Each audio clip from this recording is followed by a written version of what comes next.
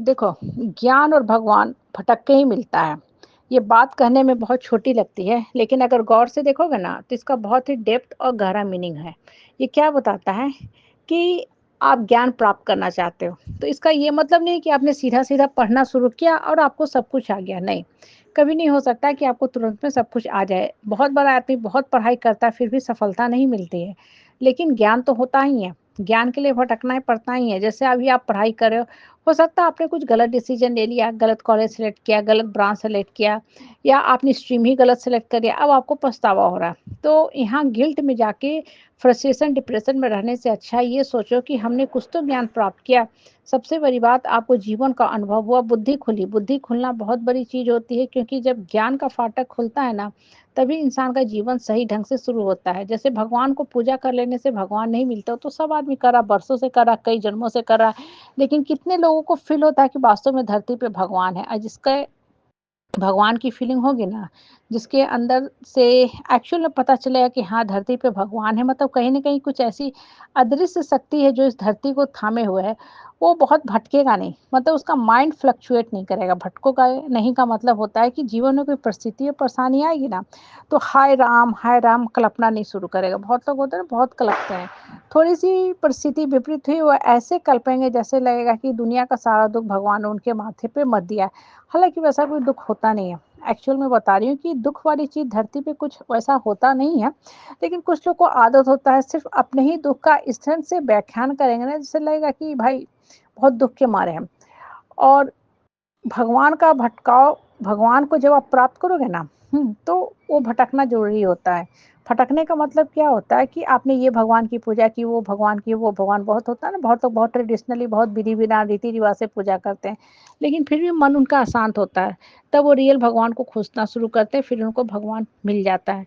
मतलब भगवान कहीं और नहीं, मन के अंदर है। जब हम पास्ट को भूलने लगते हैं, निकलने लगते हैं, पास्ट को हम एक्सेप्ट कर लेते हैं, डाइजेस्ट कर लेते हैं, पास्ट बच जाता है, तब भगवान दिख जाता है कि हाँ, यही तो भगवान है। मतलब मन की जो सुकून और शांति होती है, जो दिमाग का अड़चन है, ठीक है, वो समाप्त हो जाता है, तो भगवान दिख जाते हैं। लोग नहीं सर्च कर पाते हैं जीवन में खुशियाँ, क्यों नहीं? क्योंकि वो पास्ट की बातों में उलझे रहते हैं। लोग ये बोले, वो बोले, ऐसा बोले। लोग बोले वो तो अपना काम करके चले गए, 1 बार बोले, 2 बार बोले, 10 बार बोले, या सपोज़ करो 5 साल तक बोलते रहे और आप 20 सालों से एक ही चीज़ ढो रहे हो। तो वो लोग ज़्यादा दोषी हैं कि आप दोषी हो ना, क्योंकि आप तो ढो रहे हो और जो बोला वो तो आपको नहीं औरों को भी बोलता होगा। कॉमन फंडा होता है। कुत्ता सिर्फ़ आप ही को थोड़ी भौंक रहा आम आदमी को।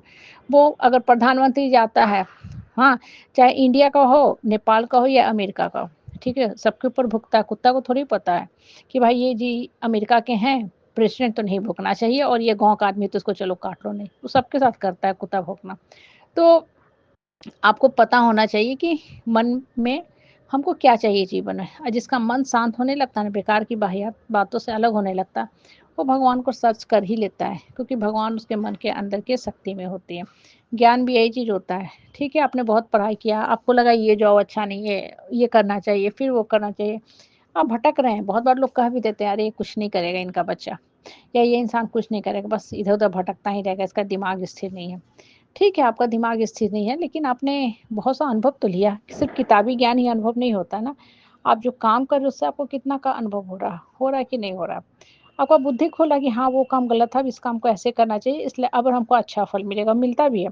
बच्चे भी कॉम्पिटिटिव एग्ज़ाम की तैयारी करते हैं, पहले नादान होते हैं, धीरे-धीरे उनकी भी बुद्धि खुलती है। जब उनकी भी बुद्धि खुलती है तो बहुत कुछ सीखते हैं। कहने का मतलब है कि जीवन में ना कभी किसी चीज़ को डर के मत छोड़ो कि अरे नहीं होगा, छोड़ दो। मेरा भाग में ही यही लिखा, नहीं, भाग में कुछ और लिखा होता है, इंसान आधे रास्ते से लौट आता है।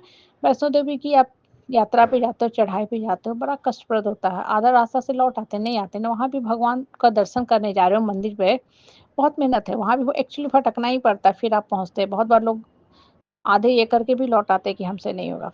कहने का मतलब है कि ज्ञान और भगवान भटक के ही मिलता है, ठीक है? तभी मन में स्थिरता भी आती है। अंत में आप बहुत सा काम किए, फिर आप सोचेंगे नहीं अब ये काम मेरे लिए है, अब इस काम को हम करके सेटल हो जाएँगे। इतना सैलरी का नौकरी मेरे लिए ठीक है, इससे ज़्यादा हम नहीं खोजेंगे। लालच बुरी बला है। बहुत बार होता है ना, लोग ये करते हैं, वो करते हैं, अंत में बोलते हैं नहीं, नहीं, नहीं, बहुत थक चुके हैं, अब हम नहीं करेंगे। इसलिए जीवन में जो काम कर रहे हो उसको खुश मन से करो, अनुभव लो, वो अनुभव ही आपको सही शिक्षा देता है।